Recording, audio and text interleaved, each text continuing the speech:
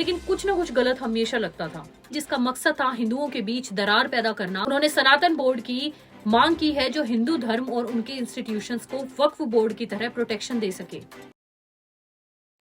मैं हरियाणा के छोटे से गांव की रहने वाली हूँ और जाट समुदाय से बिलोंग करती हूँ। दुनिया भर में और खासकर जब मैं बड़ी हो रही थी तो अपने आसपास काफी ऐसी चीजें थी जो मुझे हमेशा से खटकती थी। खैर इतनी समझ नहीं थी तब इन सभी मुद्दों को बड़े लेवल पर समझने की, लेकिन कुछ न कुछ गलत हमेशा लगता था। अपने आसपास गरीबी, अनपढ़ता और सबसे बड़ी चीज जातिवाद, ये हमेशा देखती थी। कौन से समुदाय के लोगों के साथ कैसे बिहेव करना है, कितनी बातचीत रखनी है, ये मानो बचपन से ही इनबिल्ट सा हो गया था और खुद कभी सोचने का मौका ही नहीं दिया गया कि आखिरकार सही और गलत है क्या। इसमें गलती हमेशा से हमारे लोगों की नहीं थी। ये बीज उपजाया गया था हम में जातिवाद का कि कौन हमसे ऊपर है और कौन नीचे। 1947 की आजादी हमारे लिए एक ऐसी जीत थी जो सिर्फ एक देश को स्वतंत्र होने की कहानी नहीं थी, बल्कि एक नई शुरुआत थी। लेकिन क्या कभी सोचा है कि आजादी की जरूरत पड़ी ही क्यों? ब्रिटिशर्स ने न सिर्फ हमें बरसों तक अपनी गुलामी की जंजीरों में बांध कर रखा, बल्कि हमारे देश के मूल को, हमारी सामाजिक और सांस्कृतिक एकता को भी तोड़ दिया। हिंदू मुस्लिम दंगे और भारत के बंटवारे को तो सब याद करते हैं, लेकिन क्या आप जानते हैं कि कैसे ब्रिटिशर्स ने हम हिंदुओं को अपने ही देश में एक दूसरे के खिलाफ खड़ा कर दिया? ये कहानी सिर्फ आजादी की नहीं है, ये एक बड़ी साजिश की भी है जिसमें भारत की एकता को गिराकर हमें हमेशा के लिए डिवाइड कर दिया गया।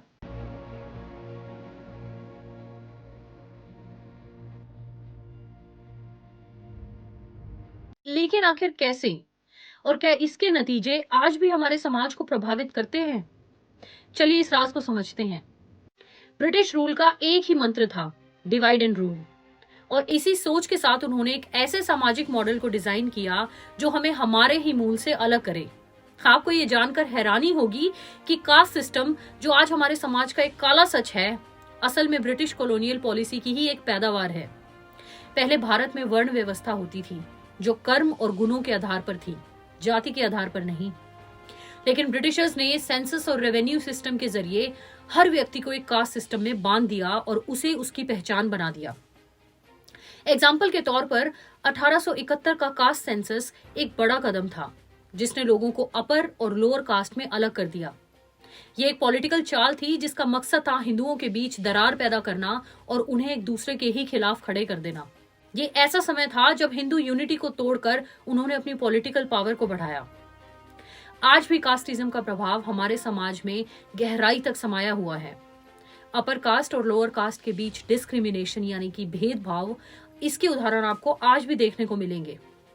एक तरफ जहां रिजर्वेशन सिस्टम लोअर कास्ट के अपलिफ्टमेंट के लिए बना, वहीं ये जनरल कैटेगरी के लोगों के लिए अनफेयर सा हो गया। बहुत से टैलेंटेड स्टूडेंट्स और प्रोफेशनल्स को सिर्फ कास्ट की वजह से अपने हक से वंचित रहना पड़ता है। इसके साथ पुराने समय में लोअर कास्ट के लोगों के साथ जो अत्याचार हुए, उन्हें मंदिर में प्रवेश की अनुमति ना मिलना, उनकी पहचान सिर्फ उनकी जाति तक ही सीमित रहना, उसका असर आज भी हमारी मानसिक सोच पर है। लेकिन अगर हम आज देखें तो वही लोअर कास्ट के लोग एजुकेशन और एम्प्लॉयमेंट के माध्यम से अपने जीवन का स्तर बढ़ा चुके हैं। क्या हम अब उन पुरानी सोचों को छोड़कर एक नए भारत की कल्पना नहीं कर सकते? आज के समय में धीरेन्द्र शास्त्री जैसे स्पिरिचुअल लीडर्स एक नई सोच लेकर आए हैं जो हिंदू एकता को मजबूती देने का काम कर रही है। उनकी 160 किलोमीटर की पद यात्रा जो उन्होंने 21 नवंबर से 29 नवंबर तक मध्य प्रदेश के छतरपुर से शुरू की थी, वो ओरछा में समाप्त हुई। दरअसल वर्णाश्रम में बटे सनातन समाज को अपने तुच्छ स्वार्थों की खातिर पहले फिरंगियों ने और उसके बाद राजनीतिक दलों ने छेपों के माध्यम से ऊंच नीच में बांटा और इस भेद को और गहरा करने के लिए तरह तरह के नैरेटिव गढ़े। सनातन के विभाजन के लिए गढ़े ऐसे ही नैरेटिव को धीरेन्द्र शास्त्री ने अपनी यात्रा के दौरान एकता के नारों से पाटने की सार्थक कोशिश की। यात्रा के दौरान सनातन एकता को लेकर तरह तरह के नारे, स्लोगन्स दिए गए। ये सिर्फ एक रिलीजियस मूवमेंट नहीं है, ये सामाजिक क्रांति है। शास्त्री जी का कहना है कि जातिवाद और अनटचेबिलिटी यानी कि छुआछूत का अंत होना हिंदू यूनिटी का पहला कदम है।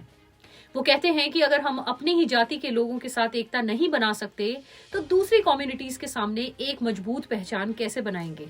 देश में दंगे बचाने के लिए एकता की नींव रखी जा रही है इस यात्रा के माध्यम से। ये दंगों के लिए यात्रा नहीं है, देश के दंगे बचाने के लिए यात्रा है।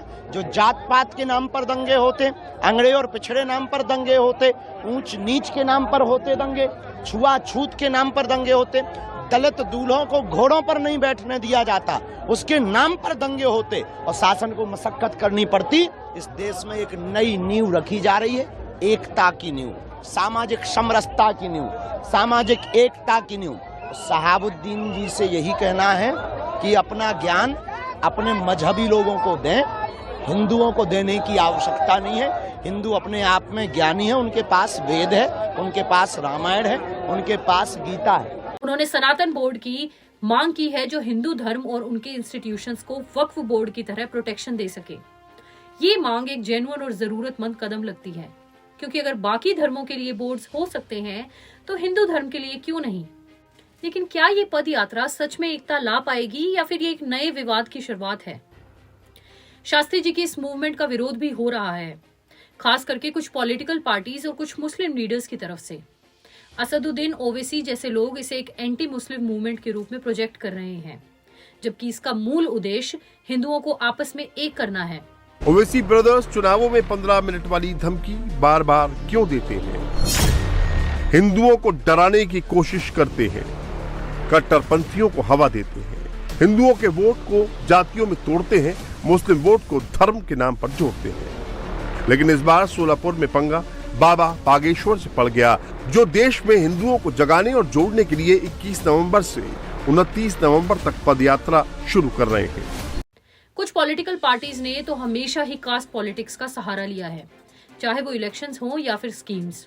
उन्होंने हमेशा जाति के आधार पर लोगों को डिवाइड किया है। शास्त्री जी कहते हैं कि हिंदुओं की सुरक्षा भी बहुत बड़ा कारण है उनकी इस पदयात्रा का। बांग्लादेश में हिंदुओं के मंदिरों को तोड़ने और उन्हें जलाए जाने की घटनाएं, ये हिंदू एकता की जरूरत को और भी ज्यादा प्रमुख बनाती है। मीडिया भी इस मूवमेंट को लेकर काफी बायस्ड है। कुछ चैनल्स इसे एक पॉलिटिकल एजेंडा कहते हैं, जबकि कुछ इसे एक रेवोल्यूशनरी स्टेप बता रहे हैं। लेकिन सच तो ये है कि अगर कास्टिज्म खत्म होता है तो ये सिर्फ हिंदू समाज के लिए नहीं बल्कि पूरे देश के लिए एक बड़ा कदम होगा। धीरेन्द्र शास्त्री की पद यात्रा हमें एक ऐसे समाज की ओर ले जाने का सपना दिखाती है जो एक और अखंड हो।